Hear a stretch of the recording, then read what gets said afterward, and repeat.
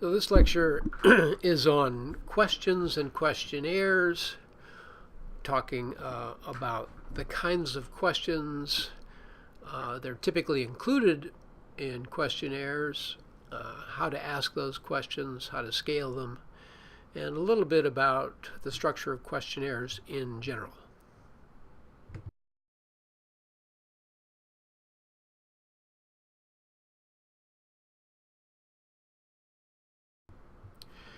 Let me begin with a discussion of the theory of reasoned action. This is an important theory in psychology, and it's widely applied in marketing. It identifies key constructs that are often measured in questionnaires, and those constructs have some fairly standard question forms. The theory of reasoned action explains behaviors. So you see behaviors on the right side of this, and each of these other constructs is an input to the following constructs. So it begins with beliefs. Beliefs are bits of knowledge that people acquire, linking, and they're typically expressed as a link between attribute levels and objects.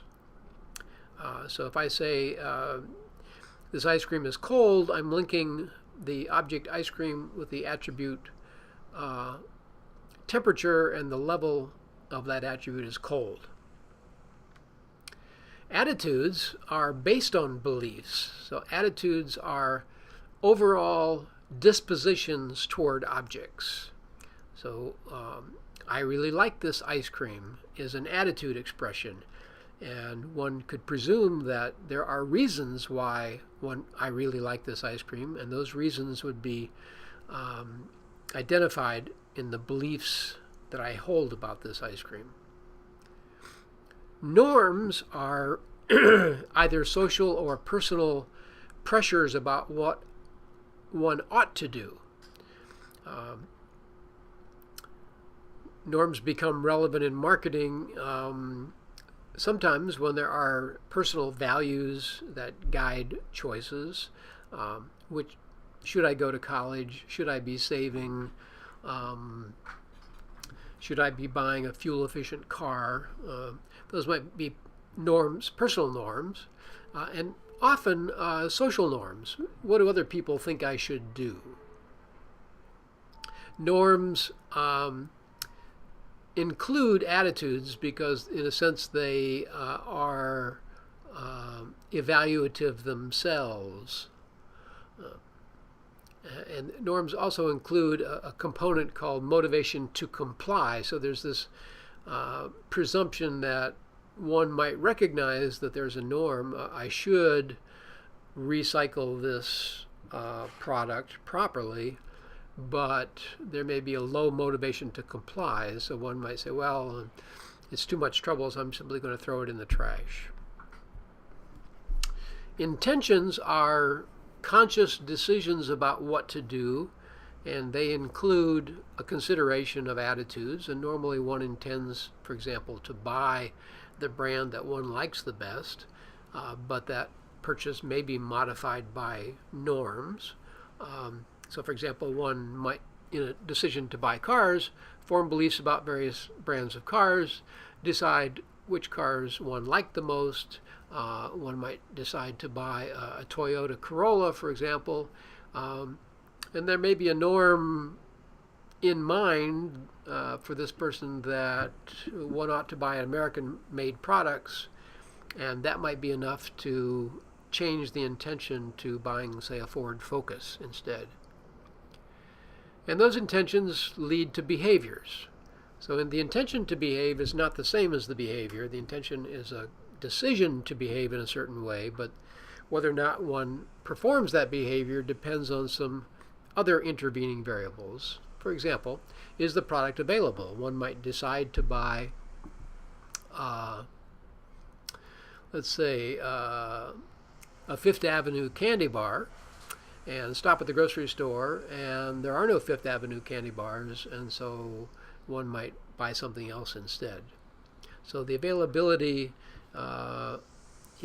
probably isn't or can't be included in the beliefs and attitudes and norms section, and so it's just left as an intervening factor.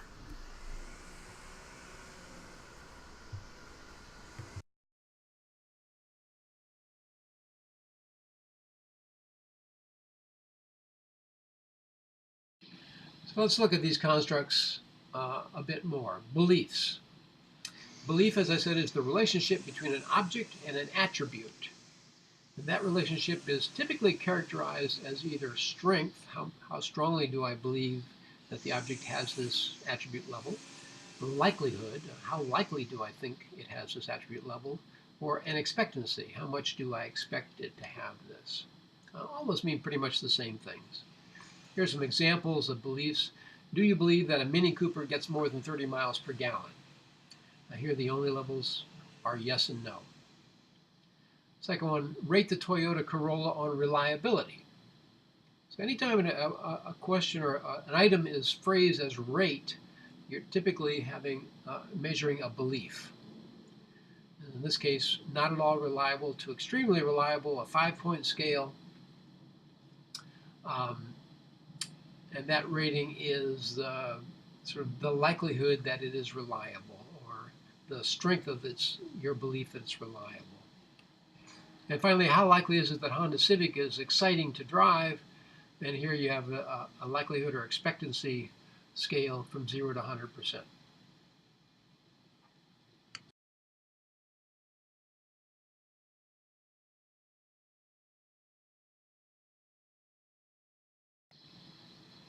Attitudes are evaluative predispositions to behave. One can think of them as an overall good or bad feeling.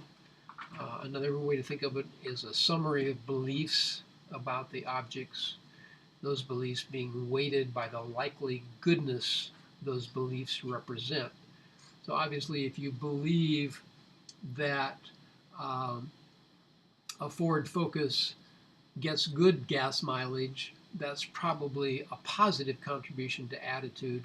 If you believe that a Ford Focus has poor reliability, that's probably a negative contribution to overall attitude. So attitude considers beliefs on both those dimensions, how strongly the belief is held and how good or bad that belief is.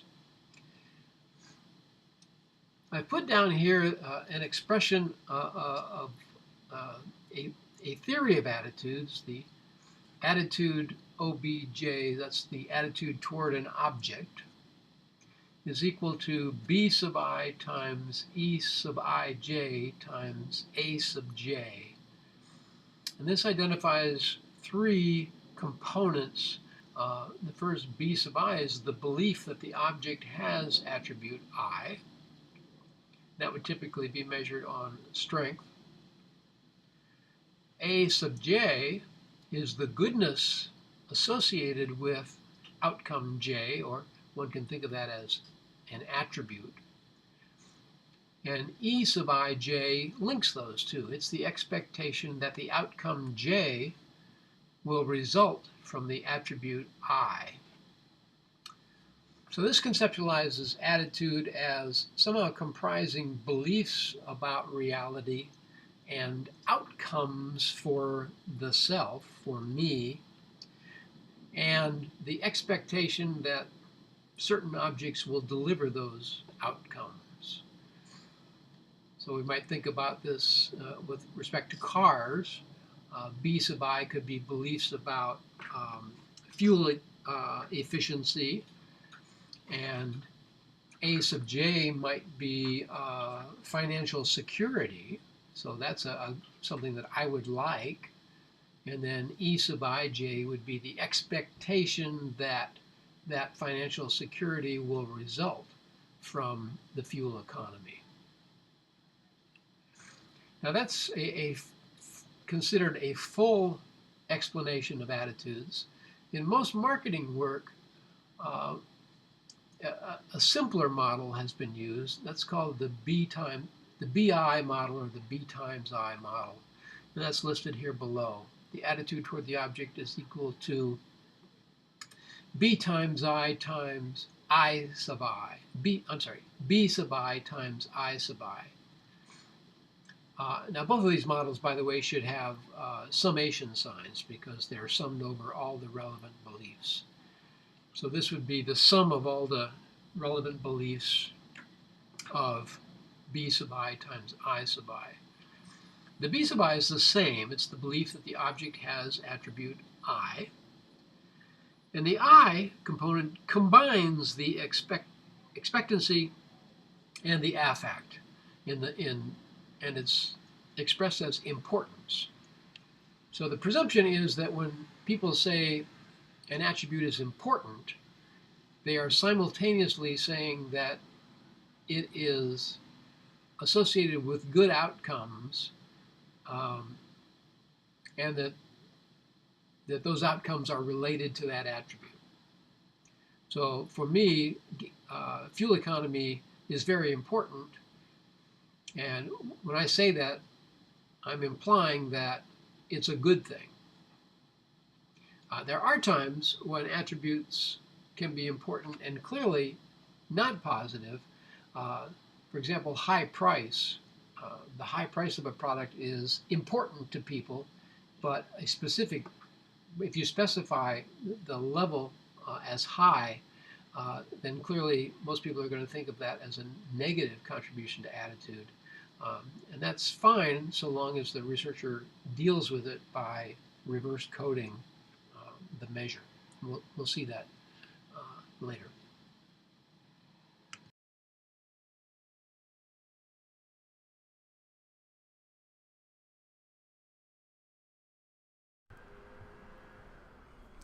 Intentions measure the likelihood of performing a behavior given attitude, relevant norms, and situation.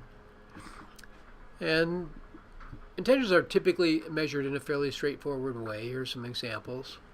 How likely are you to buy a cola today? So this is a 100% scale, and it can be given as 11 discrete choices, as you see here, or it could be done with a slider scale on internet questionnaires. Qualtrics.com, for example, offers a slider scale where respondents simply drag an indicator across the scale and stop it wherever they want. Another approach is to say, how likely are you to buy a cola today on an unlikely to likely scale. Here we have a 7-point scale. The third example here is the sort of traditional trial measure. If this product were available at your usual store, how likely are you to try it? So, and you see a vertical array of choices. It's a 7-point scale from definitely will try to definitely will not try. And this is important because it's referred to as top box score. So the results are referred to as top box scores. So top box score would be the percentage of people who click or check the top box, definitely will try. And in concept testing, this is the measure of intention to behave. It's a question of how likely would you try this new product. And as I say, often researchers talk about top box scores as in describing the results to those questions. They will also talk about top 2-box scores and sometimes even top 3-box scores.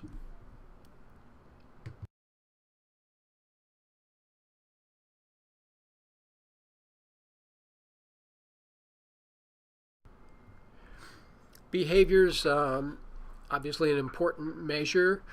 Sometimes behaviors can be measured unobtrusively. Often questionnaires are needed to measure behaviors in a self-report fashion. So behaviors are actions or conducts.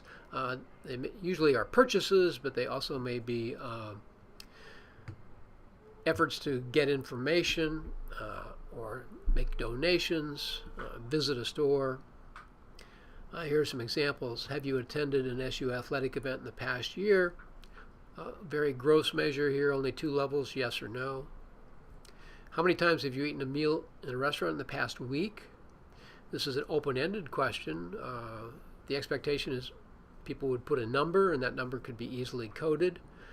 If somebody responds to this and says often or a few times or many times, then it becomes problematic.